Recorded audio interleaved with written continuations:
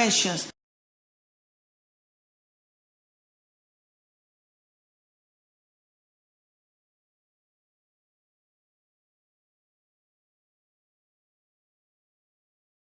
You made a decision not to quit. And I tell you, my manager at the time said, Leanne, there's this company in Salt Lake City, Dry Bar. Nobody's ever heard of it. It's a clean comedy platform. Nobody's ever heard of it. I remember him saying these words to me, nobody will ever see it.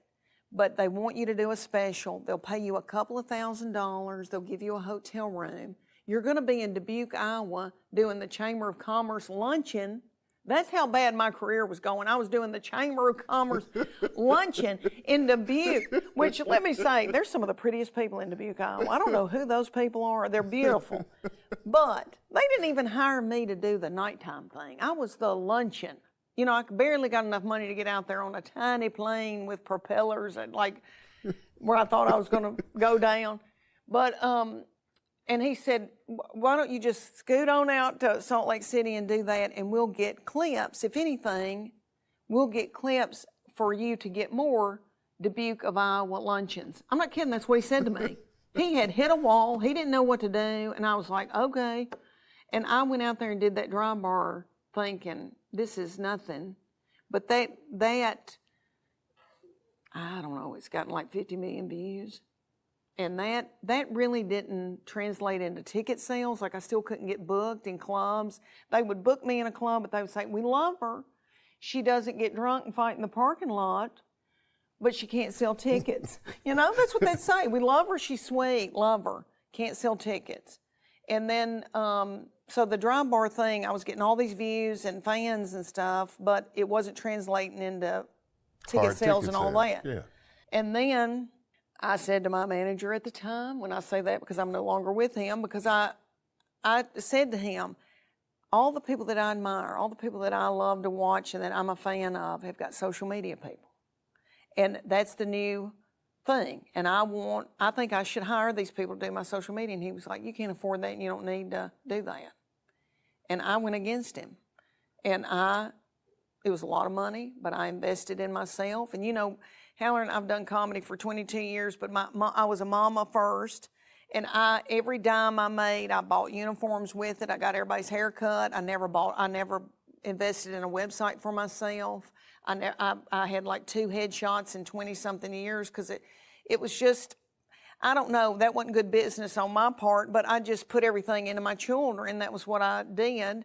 And then at this point, in 2019, I thought, I'm going to hire these and I'm going to give it 3 months. I'm going to give these boys, these young boys, 3 months. And if it doesn't happen after that, I'll bow out of comedy. I knew I was going to have a grandbaby. Charlie got married right out of college. I knew they were going to have a bunch of babies. And I'm from the country. I wanted to be a meemaw. And I thought, I'll go to work at Target. I'm not kidding. I thought, I'll go to work at Target and I'll put bedding up in the back on those things. That looks fun. I really did. I thought, I'll just bow out of this. You were about to tap out. Yeah, I thought, I'm going to give it this. And then, because I had worked, my manager got me in some clubs. I couldn't sell tickets. I could tell they were like, oh, she's one of those Dry Bar comics. Like I was really not a legit comic. And you know, over the years, like Comedy Central wouldn't have anything to do with me, you know. I would get no's from all of them. And so I thought, maybe I'm not legit. I mean, maybe this is it. This is the end of the road. And they put out one video about me taking Chuck Morgan to go see Def Leopard and Journey at Thompson Bowling Arena. And I talked about how, and I had filmed that. I had never done that bit before. I did it one time in Chattanooga. Somebody got it on film. Those boys put it out. And I've talked about old people at concerts and how everybody had plantar fasciitis and was worried about the snack bar. And everybody there is our age. And every once in a while, somebody would stand up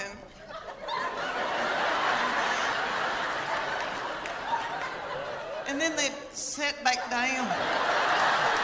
And it went viral. And it was like a fire. Somebody lit a fire, and I could feel it. I could feel it in a wave go through my body. I knew what was happening. I was in New York City. We were moving my baby into school she went to school for makeup for television and film. We were in a tiny hotel room, and I said, I think something is happening. And Chuck said, the Uber's here. Get the luggage and let's get out. Everybody was worried about moving her in her apartment. And in my heart, I thought, oh my gosh, something is happening. And I could feel it, physically feel it. Does that make sense? I physically felt something. I thought, oh my gosh, I knew it. I saw thousands of people sharing. Well, people saw that and started looking at everything else that I had online that liked that. And then my manager called and said, they want to book you back in Orlando. They want to book you in Tampa. They want you to come to Chicago. And I started selling out all over the United States. It happened I'm not kidding, in 2 to 3 weeks, my life changed. Is that not the craziest thing? It's so much more special and wonderful than anything I ever thought it was going to be. The reason I'm sitting here and just absorbing what you're saying, and hopefully not stepping on what you're saying, is because I saw it happen. And I'm so proud of you for not quitting. Thank you. Right? Thank you. For not giving up, for believing in the possibility. So it starts to happen. 100-city tour? Yes. So I was selling out all over the United States in comedy clubs. One-nighters, and then and people were lined up, and these comedy club people were like, where have you been? Your audience is the best audience we've ever seen. They're not rowdy. We don't have to calm anybody down. They're not fighting. It would be, and this is what was special, it would be a grandmama, like an 80-year-old woman who's never been to a comedy club. Her daughter, 50, and then her daughter, like 25. And they said, we've never seen this before. And I would see these little elderly people sitting in the front row with a little brooch on, coming to a comedy club. and I'd think, I can't even believe this. And I really messed with my head, and I thought, I need to go home with every one of them and clean their house and make them a casserole. I really did, and put in a load of wash, because they're coming out and doing this for me. Because it had been years, where I could not, comedy clubs, I worked comedy clubs, like 5 or 6 a year would book me, but most of them were like, I didn't come up in them, so they didn't want me. So anyway, that was all crazy. And then my agent called me. Somebody begged, my manager begged somebody to take me as an agent. I was selling out all over the United States, and they still didn't want me. And I don't know if it's because I was a 50-something-year-old woman from Tennessee. I don't know what it was, but they had to beg a guy, like a favor, can you take her as her agent? And so he took me, sweet young guy, and they call me and they go, Outback Concerts out of Nashville, Tennessee, which I've known Mike Smartack and Brian Dorfman for 20 years. I've always wanted to be in business with them. They did the Blue Collar Tour, and they do all the comedians that you've ever loved. Called me and they said, we want to give you a 50-city tour. Put it on sale, sold out. They said, we're going to give you another 50. So that was the 100-city tour, and I named it the Big Panty Tour.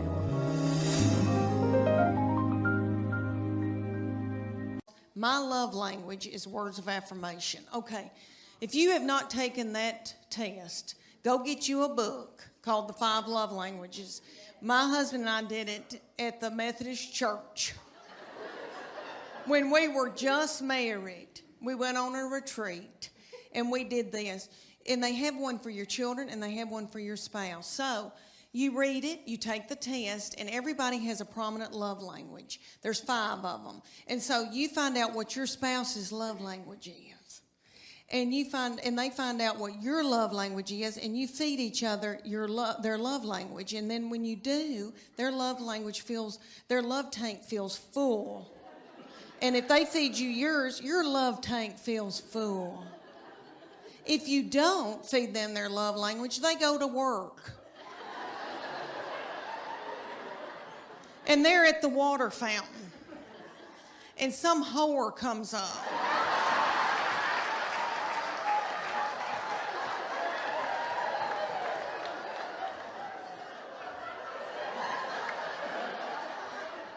And feeds them their love language. And then they feel a tingle. And then Satan swoops in. Everybody, I think you know where I'm going with that. Okay. So there's 5 love languages. The first one is quality time. You know people that just want you to spend quality time with them. Just them. Okay. Then there's physical touch. I know you girls think, that's my husband. Physical touch. He's on me like a duck on a June bug. But I'm not talking about that kind of physical touch, the nasty kind. I'm talking about, you know, people that just want to squeeze and they're physical and they want to hold your hand, they want to hug on you, that kind of physical touch. Okay, then there's gifts. And that's my sister. She loves, if you've thought about her, it doesn't have to be expensive. If it's a rose, if it's a card, hers is gifts. She feels love and her love tank is full.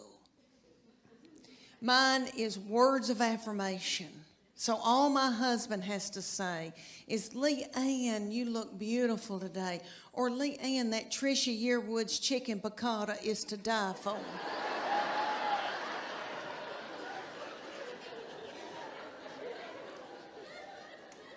And then I'm willing to do something vulgar with him.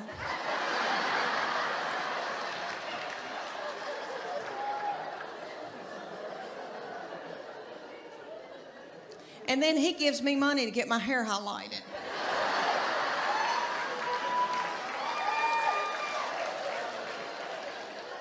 You see how that works? That's really biblical. Okay, and then the 5th one is acts of service. So that's my husband's. So I have to, honest to goodness, I have to go in the garage and build a set of shelves for him to feel love. Let me tell y'all about her. I have treated her different from all the other ones, honey, because, all right, everything that she'd do, like she'd start crying when she's a baby, because babies, you know, the 3rd, 4th, and 5th, you know, they cry, and you just let them. And I'd be like, what's she crying about? She wants your toy? Well, just give it to her.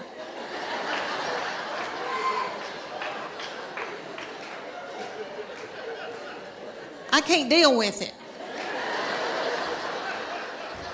I remember saying, I swear I remember saying one time, you want those knives to play with? Okay. What? Okay.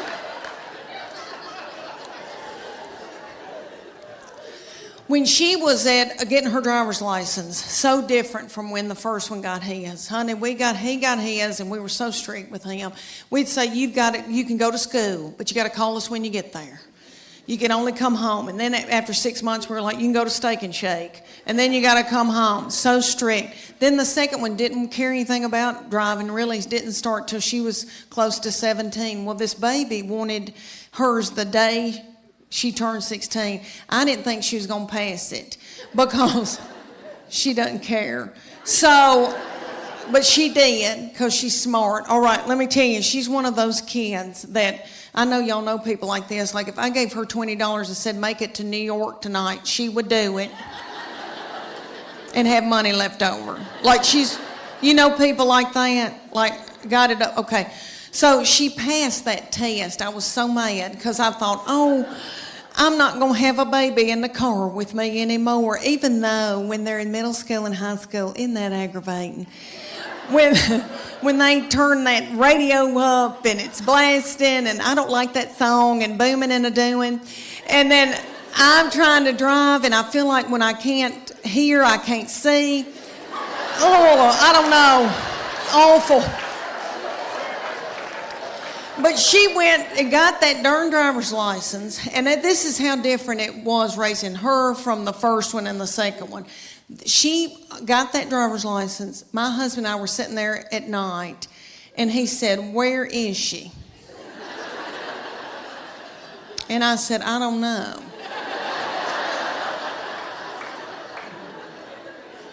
And he said, does she have any money? And I said, I don't know. Nobody ever said another word.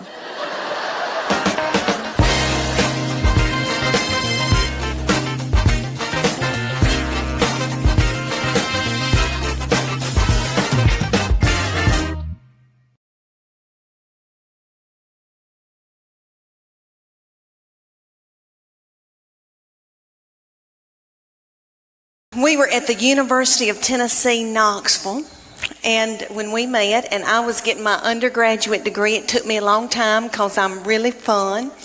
And he was getting his MBA, and I thought, oh my gosh, I'm marrying Hoop-de-Doo. He is so smart, he can reconcile a checkbook.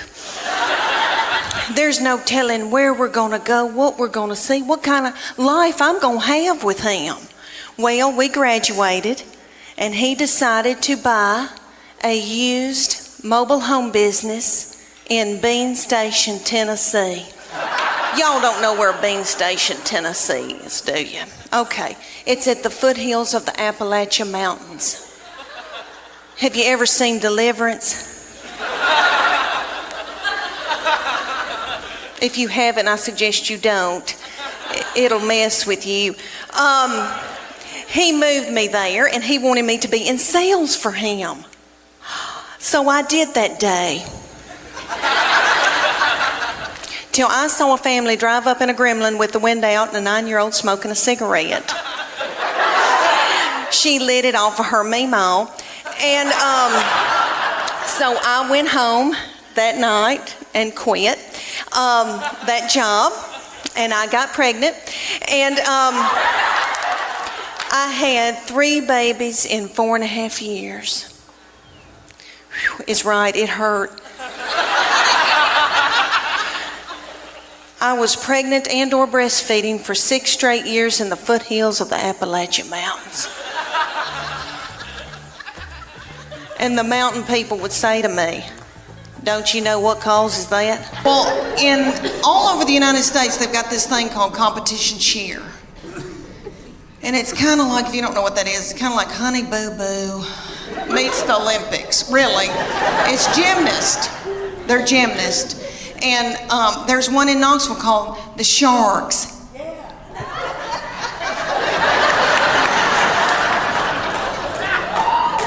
And they said, drop your baby off, and she can try out to audition, whatever you want to call it. So I dropped her off, and they ended up putting her on a bad Mama Jamma team because all the little children her age came up to hear on her. And somebody's got to throw them up in the air. So they were thrilled with her, and they treated us like royalty. But anyway, they said, you're going to come in here twice a week, learn a 2-minute routine. It's going to cost you $150 a month. It's like, okay. They said, there's a uniform that you're going to order, and it comes to here. It's going to expose her stomach. She's going to have a tiny skirt on with a slit in it with a glitter panty underneath it. It's $300. I said, that's a whore outfit.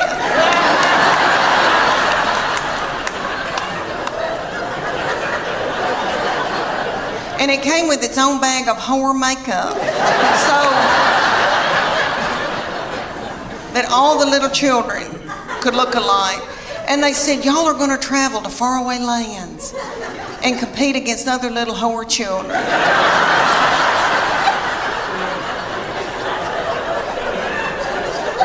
So we went to like Cincinnati or Atlanta.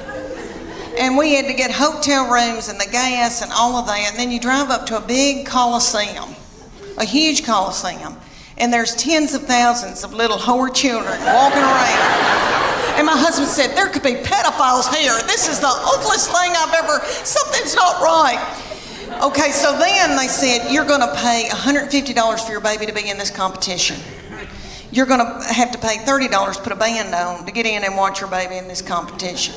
Somebody was selling corn dogs for $15. Okay.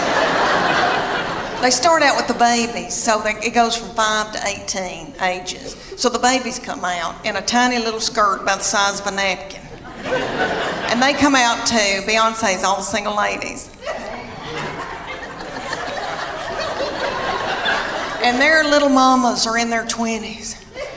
And they're not bitter yet. And they're in the front doing every move to keep their baby on track because they're babies and they need to be at home breastfeeding. So They move up throughout the day into my baby's age, and they're the reef sharks. They call out that name, honey, for 2.5 minutes. My baby throws little children up in the air, flinging little children, broken out in a sweat, working like a Trojan. Did you see my Spanx? Okay, all right. One of my girls said I look like Miley Cyrus in the Wrecking Ball in my Spanx. But anyway, so she throws these little children up. The little children she's throwing up in the air are the flyers. They call them the flyers. And they're freakishly tiny little children. I don't know where these people come from. Their mamas are freakishly tiny. I mean, I come from big people. I've got thick ankles. I can work in the fields. And the whole time she's throwing them in there, these little girls are going.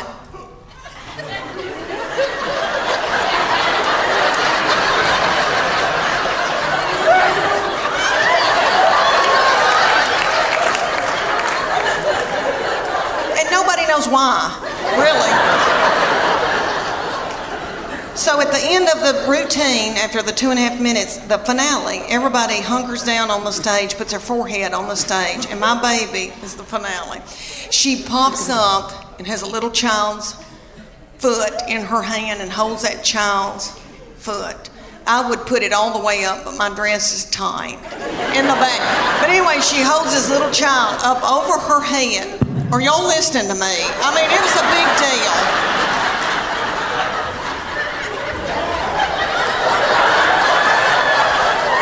Could you hold her up over your head or vice versa? I mean, you know, it's a big deal. So anyway, everybody went nuts. But she said, after it was over, she goes, I'm tired. I don't want to do this anymore. I'm going to go back to playing. She ended up playing volleyball the rest of her childhood. But she said, I'm keeping that whore outfit. She said, I'm going to get married in it. So I found out in the United States there's called competition cheer. And we have it here in Knoxville. It's called the Sharks.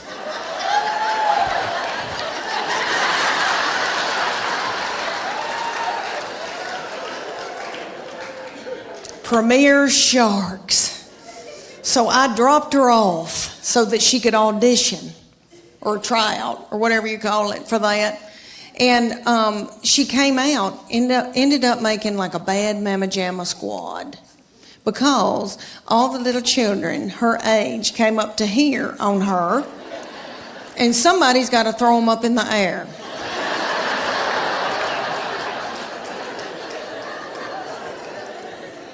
So they said, oh my gosh, we want her so bad. And they said, you're going to drop her off 2 days a week, and she's going to learn this 2.5 minute routine, and it's going to cost you $150 a month. And I said, okay. And then they said, there's a uniform that we're going to order for her. And it's sequin up the sleeves. And it comes to right here. And it's going to expose her stomach. And then it's going to have a tiny little skirt with it, with a slit in it, with a glitter panty underneath it. And that's $300. And it comes with its own bag of makeup and a bow. And I called it a whore outfit.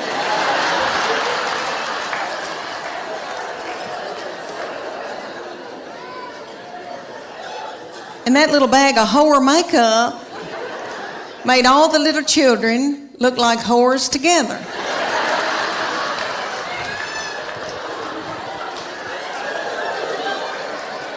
And they said, y'all are going to travel to faraway lands. And you're going to compete against other little whore children.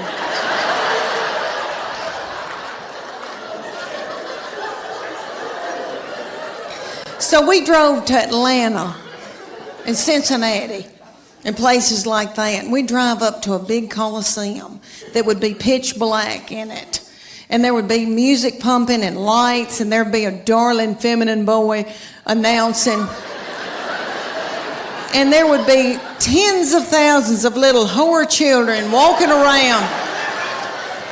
And they would say, you and your husband need to pay $150 for her to be in this competition. And you each need a armband that costs $30 to get in to see your baby in this competition. The corn dogs cost $15.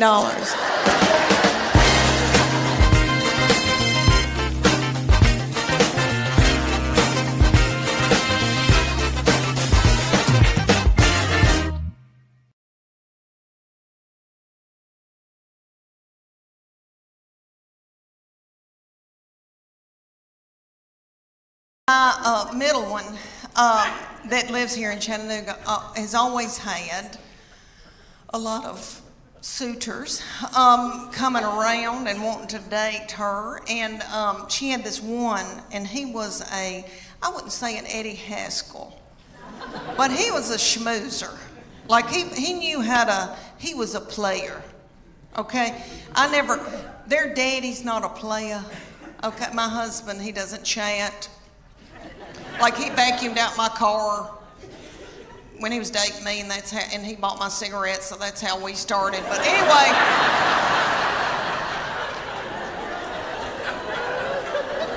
it was the 80s. But anyway, the young people call it playa, some fast-talking boy. She had this fast-talking boy coming around, and he would say to me things like, "Miss Morgan, you look beautiful today." And I was like,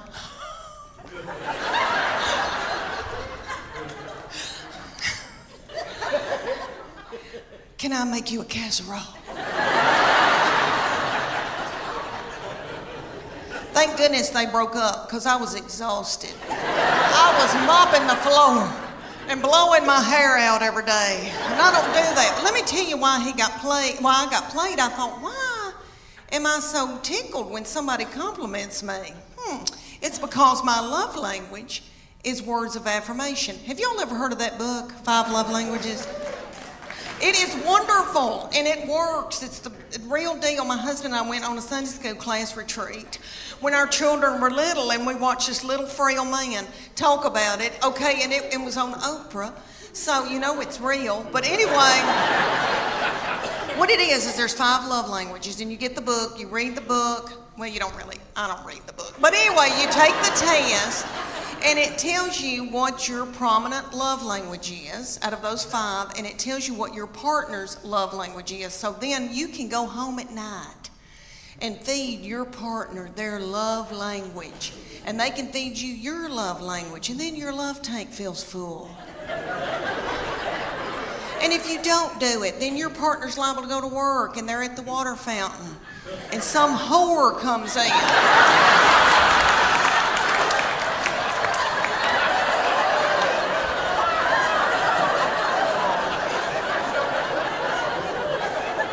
And feeds their love language. And then they feel a tingle. And then Satan swoops in. Y'all know where I'm going with that? It's a disaster. So, there's 5 love languages. There's quality time. And that's my sister's.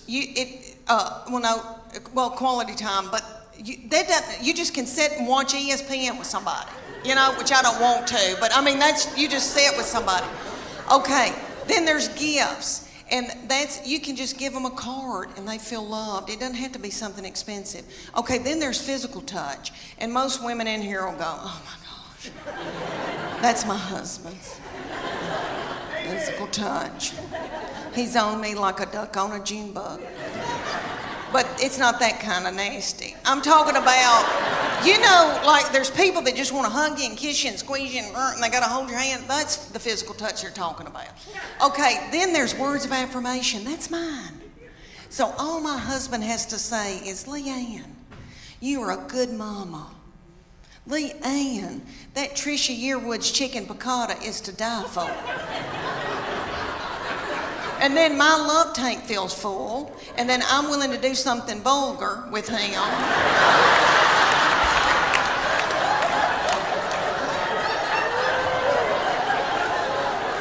And then he gives me money to get my hair highlighted.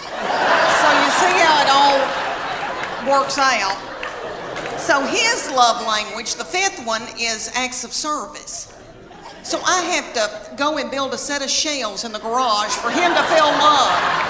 No, you know what I've been thinking about? I thought about, Lord, Christmas is coming.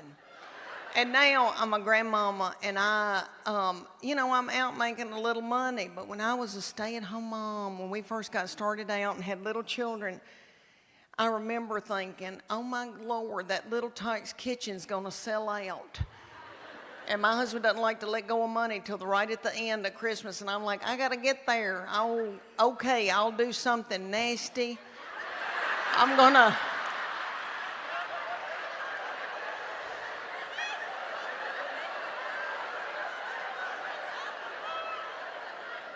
Okay, I'll do something nasty in that big Dodge Ram in that mobile home parking lot. Yeah, and then I'll be able to get that Elmo. Yeah.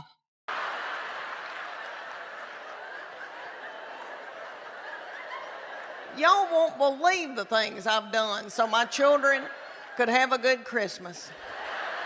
You know, but they always did.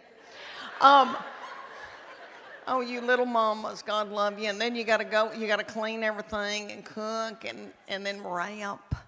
I had a good friend that she said to her husband, if you'll wrap 3 Christmas presents, I'll have a sex good with you. Easter.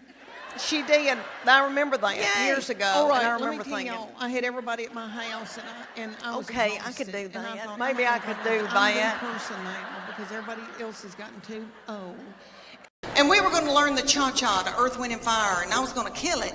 Well, one night, he kind of flung me hard, and I thought, oh, something popped. And something doesn't feel right. The next morning, I woke up, and there was this big bulging thing about right here. And I called my girlfriend in Greenville, Tennessee, and I said, I think I've got backed up poop. And she said,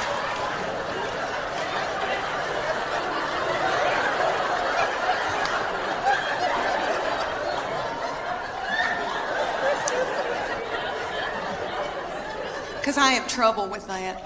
But she said, I don't think poop goes up that far. And so she looked on her iPad on WebMD, and she sent me this picture of this man looked like an alien coming out of it. She said, is that it? And I go, that's it. She goes, you've got a hernia. So I went to my doctor, and they said, we can't push this thing back in. And so the thing was in 5 days with the Children's Hospital, and I didn't want to let them down. And I thought, Lord, what are we going to do? And my girls stepped in and learned a dance in 4 days. Bless their hearts, and they were practically nude.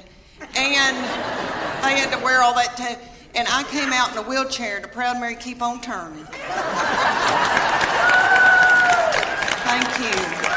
And it all turned out good. The girls did that dance. You've seen that video from a long time, from the 60s with Tina Turner, and they were doing that dance. You know, it looked like car wash, something going through. Y'all seen that? And you know that Ike probably whipped her in a cocaine rage before she hit that video. So I thought, if she can do it, I can do it. But you know, let me tell you, it ended up a wonderful thing. We raised a lot of money, and it was a blessing. And this blessing came out of it. Let me tell you, my husband found out about the cuddling program, and he is a baby cuddler. He cuddles drug-dependent babies every Wednesday night in Children's Hospital. Thank you. Thank you. That is so sweet. He didn't help me with mine, but that is so sweet.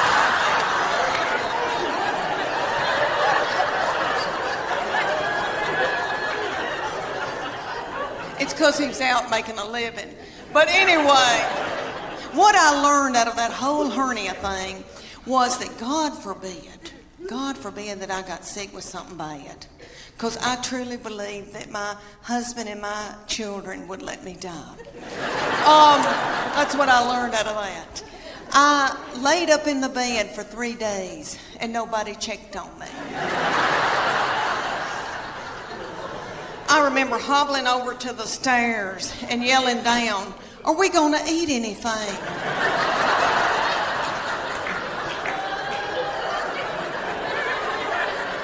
And I could just hear people going through my purse.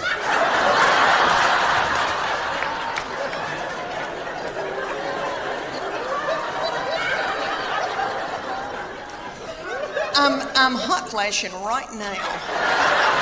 Hot flashing right now. You are too, you angel. Do you have sweat going down your crack? You do? Yeah, I do too. Let me tell you about my family. I have my husband. We live in Knoxville, Tennessee. I have my husband. Thank you. I have my husband and my 3 grown children. I have a 25-year-old boy that's married to a darling little girl. And then I have my 22-year-old daughter and then my 20-year-old daughter, and she's still in Knoxville with us. And so these children grew up and left me with their daddy. And he is so not fun. And so he doesn't chat. And so I'm just at home talking to myself. And we've got 2 beagles, and we miss these children so bad that we just sit and kiss them in the mouth. So I'm trying to adjust to just being with their daddy, and so I bought him tickets to go see Def Leopard and Journey. Woo! Okay, let me tell you. Have y'all been to concerts lately with old people that are older than I am? Okay. We went, and I thought, oh, we're going to have a fun date. And I said, where are we going to go out to eat? And he goes, I don't have time for that. It was on a weeknight. So he went to the Pilot and bought himself a tall boy. And I think that's what it's called, and an egg salad sandwich from the Pilot. And so I didn't get to eat, and I was so hungry. And it dawned on me at a concert. You know, when I was 20 and I'd go to a concert, I was at University of Tennessee, and so I'd go to Thompson Bowling. And I'd wear a crop top. And I didn't care about eating. I wasn't hungry, you know.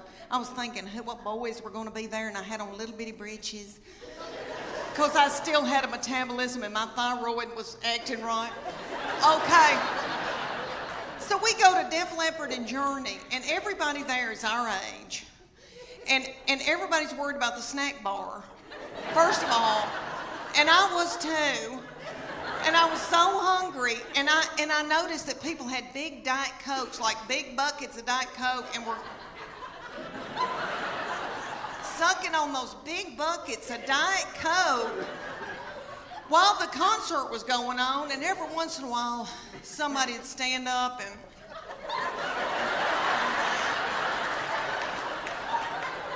and then they'd sit back down.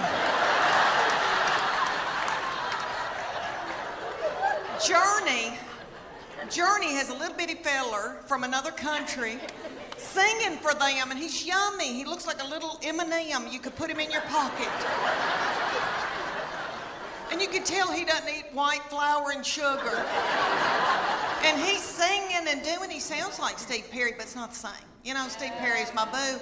So it was like we were going to a tribute concert. But anyway, everybody in the band, besides this little fella, everybody had eaten white flour and sugar, and probably had done dope and drank terrible things, and everybody looked sick, and the bass player looked like somebody I had bought my jewelry from for years, and they were just barely a-going.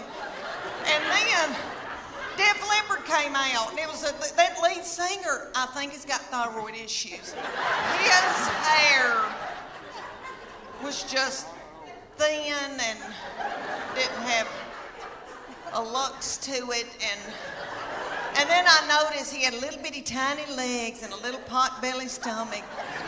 But he sang "Put Some Sugar on It," which I hate that mess. I am a Earth, Wind, and Fire R&B gal, and I love my Journey, but I was like, this isn't my thing. And my husband every once in a while would go, and then just sit down, because he loves it. But anyway, this little man with the tiny little legs and the thin in hair, and then he had this little bump right here, and I could tell that's a hernia. He's got a hernia.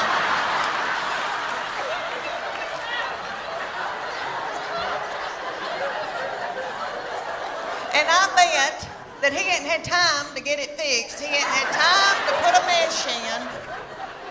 And you could just see it. It looks like my stomach because I've had a hernia, but I've had mine fixed. And I thought, oh, bless his heart. But he'd do, and he'd prop a little thin, frail leg up on something. Oh, I thought, isn't it funny how things have changed since I went to concerts when I was 20? Everybody was walking out like this because everybody had inflammation in their feet.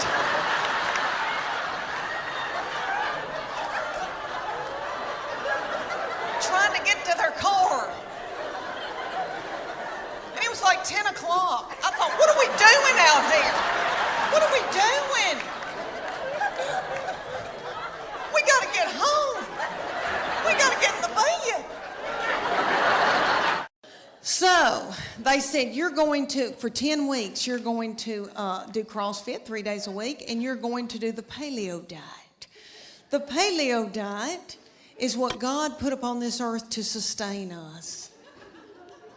And He knows what we need. So it's lean meats, fruits, vegetables, nuts, berries, and seeds. So if you can run it down and kill it,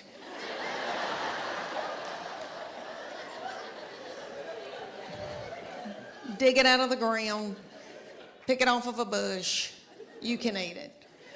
That means no dairy, no grains of any kind. But when they take you lean meats, fruits, vegetables, nuts, and berries, you think, that's not so bad.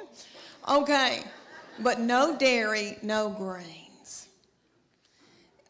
When's the last time anybody in here got off of white flour? Anybody, can you clap? Can you clap, or are you too weak?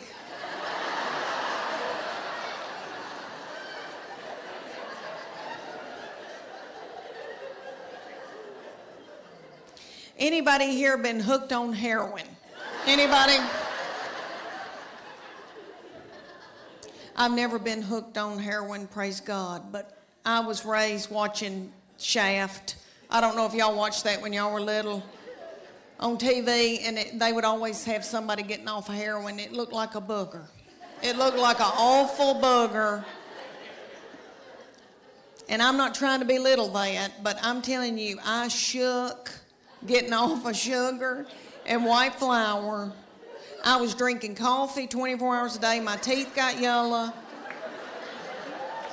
I had to have those bleached. My husband said, you are so hateful. Will you please eat a piece of white bread? But Church of God Beacon, I did it, honey. We did it.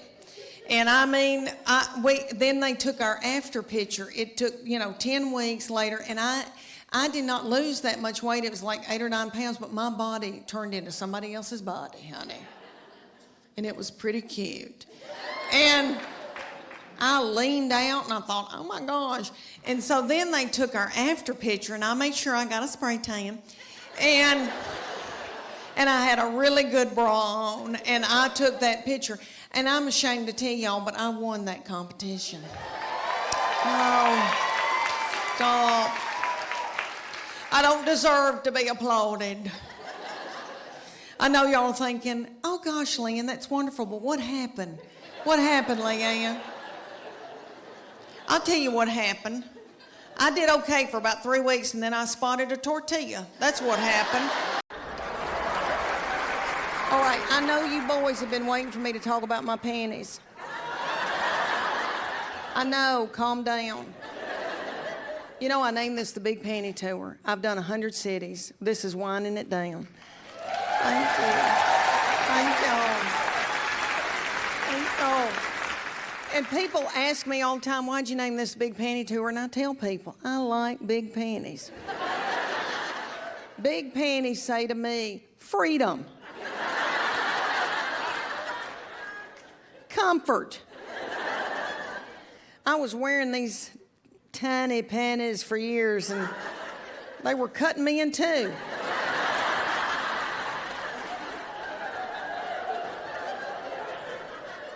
I thought, who are these for? Little children? I love, boys, are y'all watching? I love a high-cut brief.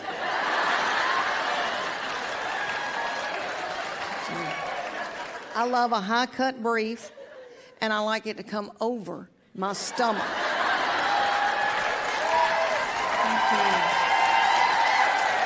Thank you. Thank you. And the kind that I wear are called Vanity Fair lingerie. Beyond comfort. Beyond comfort. And they are soft and luxurious, and they don't ride up. They stay out of my crack. I don't want anything in my crack. I know, love them, okay. But I want you boys to know that I've held on to some tiny little hateful panties. And I've kept them in a drawer, and I get those out every once in a while in case some bills need to get paid, you know what I'm saying?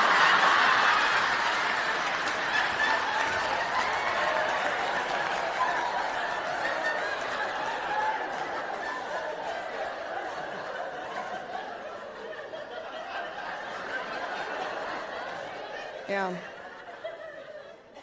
That's biblical.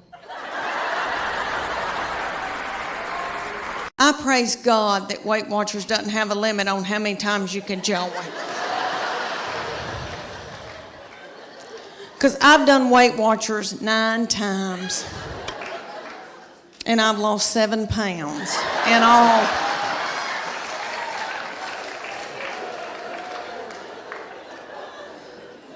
It's because I don't follow it. And I know it works. I really do. I know it works, but I go more for the comedy at the meetings. I don't know if y'all have ever been to a Weight Watchers meeting, but it is so funny.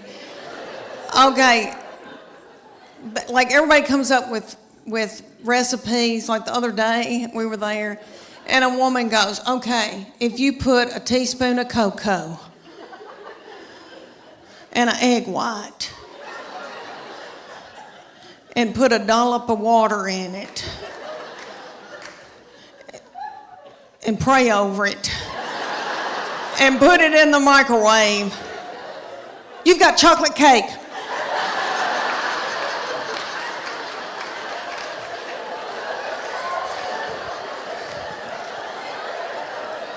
And we've all got our iPhone out and trying to film her. And then somebody will get up and they'll go, oh my gosh, y'all, there's fat-free chocolate mint ice cream, but you can only find it at the Harriman Walmart. And people start throwing chairs and like running in a panic. This is what I figured out about myself. Okay, I eat, and I think it's because I'm from sweet country farming people. We value our children and what we've grown to eat and what we've killed. So my people use food for everything. If you're happy, if you're sad, if whatever. I mean, a celebration, woo, okay. And I know I've done that, and I know that I eat emotionally, but I never wanted to ride around in a minivan on dope or alcohol with little children in the car. I didn't want to drink whiskey. So my kids would get to fighting, and my husband would say something hateful like, what have you done all day? And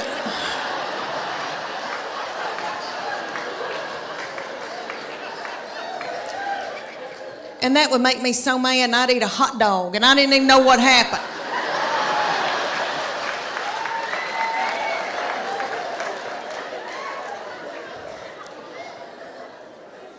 But Weight Watchers has a point system. So say you get like 23 points out of a day, and you got to go within those points, and they'll say, fruits and vegetables are free.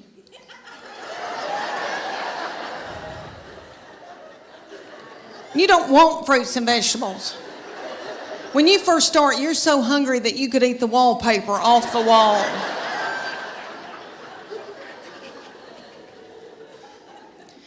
A chicken breast is 3 points. A Snicker bar is 12 points. That's what you want. I've been known to be in the closet turning a lamp on and off, eating a sleeve of Chips Ahoy cookies.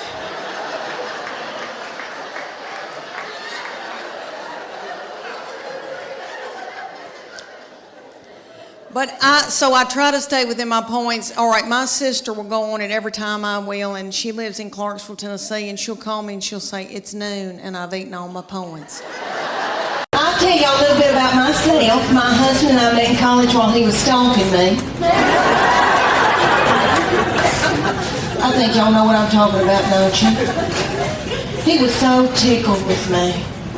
He was on fire for me.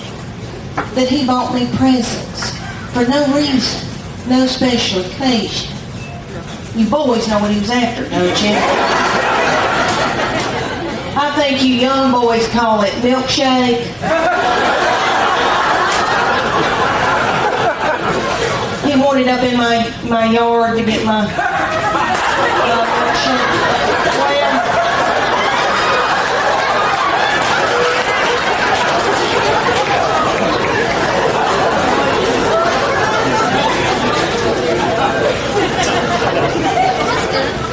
He got it, okay? I married him, had 3 children by him. Things change when you've been married 100 years, doesn't it? Now I have to give birth to get a pair of earrings. Vaginal trauma, fine jewelry. Okay, it's a deal. My husband and I were at the University of Tennessee, Knoxville, and I was getting my undergraduate degree, and he was getting his MBA, and I thought, oh my gosh, he is so smart. He can reconcile a checkbook.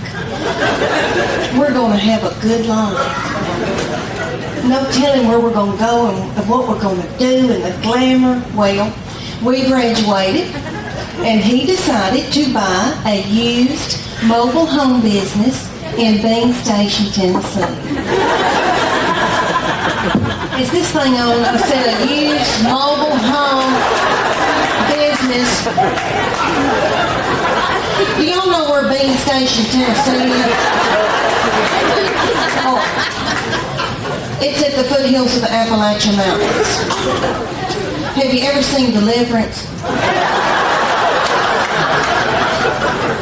Maybe you young people sing Sling Blade. Because I know y'all haven't watched Deliverance.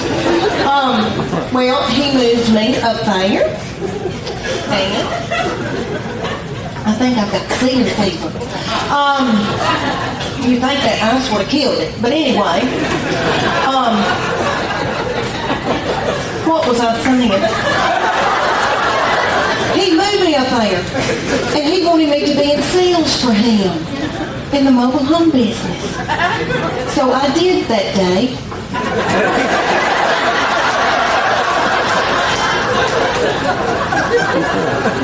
Until I saw a family drive up in a Gremlin with the window down and a 9-year-old smoking a cigarette.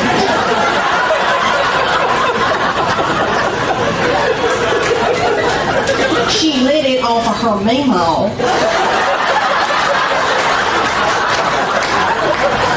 So I quit that day. And I went home and I got pregnant that night. All right, she is a beauty. And I know every crow thinks theirs is the blackest, but she's always had a bunch of boys coming around wanting to date her. So, there was one that came around, and he was a player. Do y'all remember that, playa? Remember? So the young people call it playa. My husband's not a player. He doesn't chat at all. So he never sweet-talked me or, he's not that way. Solid, though, solid. I've got good health insurance. But, he has never... charmed, not that kind of man. Okay. Well, she had this one coming around. He was a charmer. He was a player. And so he would say to me things like, Miss Morgan, you look beautiful. And I'd be like,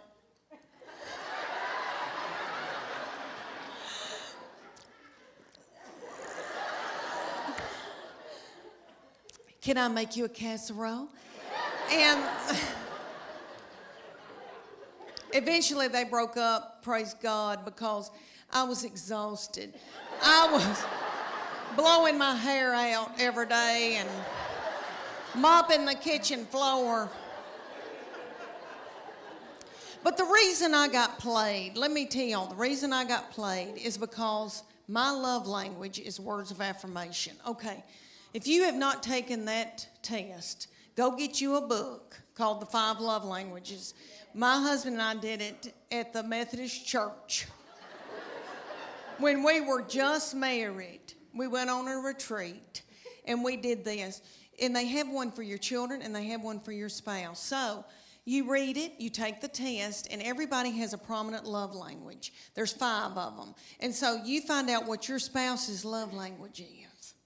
And they find out what your love language is, and you feed each other their love language. And then when you do, their love tank feels full. And if they feed you yours, your love tank feels full. If you don't feed them their love language, they go to work. And they're at the water fountain. And some whore comes up.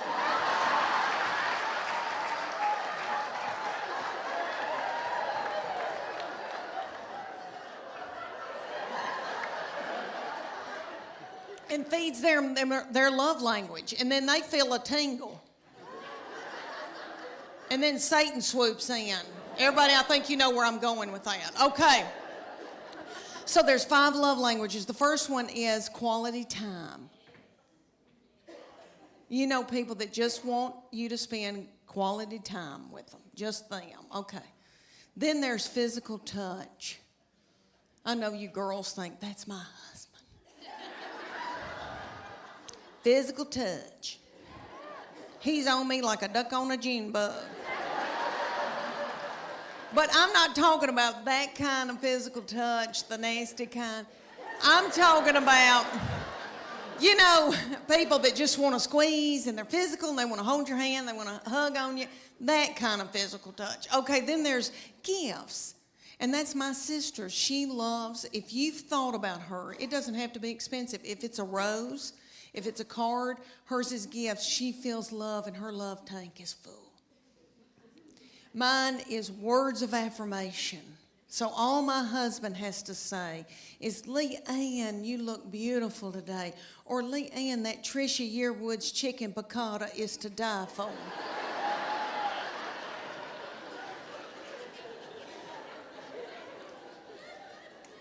And then I'm willing to do something vulgar with him.